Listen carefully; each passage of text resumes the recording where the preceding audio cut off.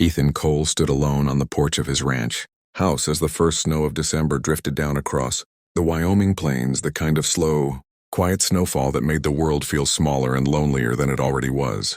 The wind cut through the bare cottonwoods, rattling the old fence posts like bones, and Ethan pulled his coat tighter, staring at the land that had once been his father's pride and was now slowly slipping through his fingers. The ranch was dying. The cattle numbers were down. The soil was exhausted. The bank had sent its final warning, and the house behind him creaked with the weight of years and unpaid repairs. At 42, Ethan had everything men said they wanted: land, freedom, silence, but none of the things that kept a man alive inside. No family, no laughter, no future. So when the small-town pastor suggested he sign up for a modest Christian matchmaking service, just someone to share Christmas with, the pastor had said, Ethan didn't expect miracles. He expected a wife, someone quiet, someone kind, someone who wouldn't mind cold winters and long days alone. He never imagined the woman who stepped off the bus 3 days before Christmas would bring the one skill that could save his ranch from ruin. Her name was Clara Whitfield, and she didn't look like what Ethan had pictured at all. She wore worn boots, a heavy coat patched at the elbows, and gloves stained with grease and soil. Her hair was tied back in a practical knot, and when she smiled, it wasn't soft or shy, it was confident, steady, like someone who had survived things. Ethan noticed the way she studied the land the moment she arrived, her eyes moving over the barns, the fences, the cattle, not with judgment but calculation. Cold place, she said simply, breath fogging the air. Ethan nodded, awkwardly taking her suitcase. He felt underprepared, like a boy who'd invited a guest to a collapsing house. Inside, the ranch smelled of wood smoke and loneliness. Clara didn't complain.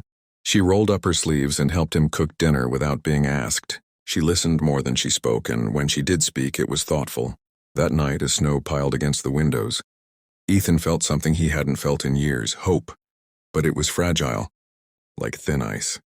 The next morning, Clara was already awake before dawn. Ethan found her outside, crouched near the cattle fence, examining hoofprints and feed bins. "You're losing more than cattle," she said gently. "You're losing efficiency." Ethan bristled at first. This was his land, but something in her tone wasn't critical. It was concerned. Over breakfast, she asked careful questions. About water access, about soil rotation, about veterinary care. Finally, Ethan asked the question that had been sitting in his chest like a stone. "So, what do you do?" Clara looked at him for a moment, then smiled. "Agricultural restoration. Sustainable ranch recovery. I fix dying land." Ethan laughed once, short and humorless. "Then you came to the wrong place." Clara shook her head. "No," she said quietly. "I came to the right one." By Christmas Eve, Ethan realized Clara wasn't there to be impressed. She was there to work.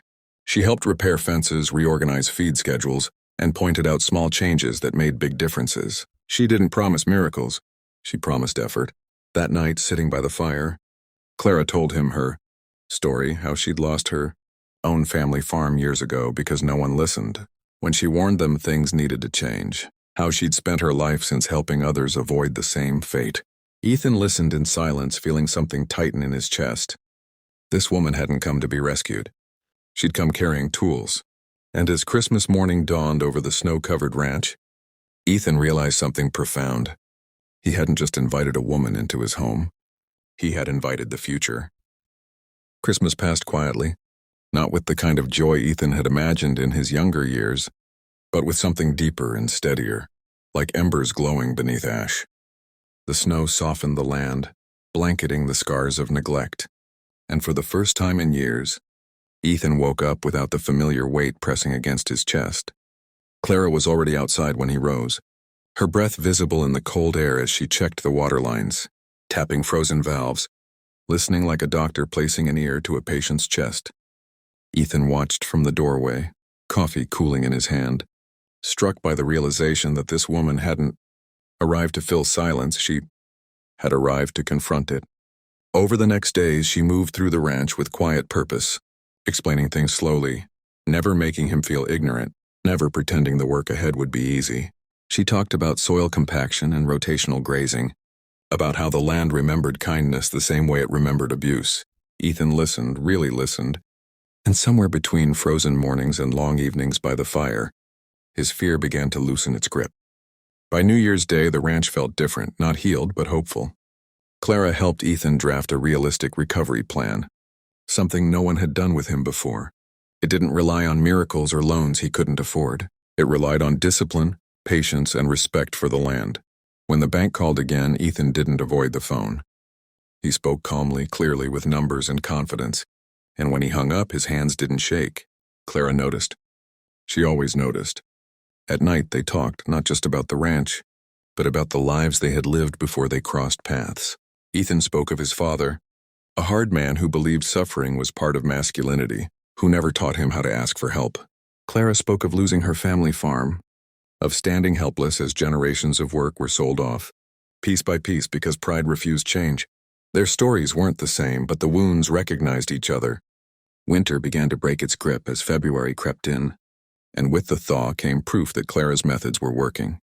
The cattle gained weight, feed costs dropped. The land responded like it had been waiting for someone to finally listen. Neighboring ranchers started asking questions, their skepticism replaced by cautious curiosity. Ethan felt taller somehow, not because he owned more, but because he understood more. One evening, as they repaired a fence under a pale sunset, Ethan stopped working and looked at Clara, the words heavy in his chest.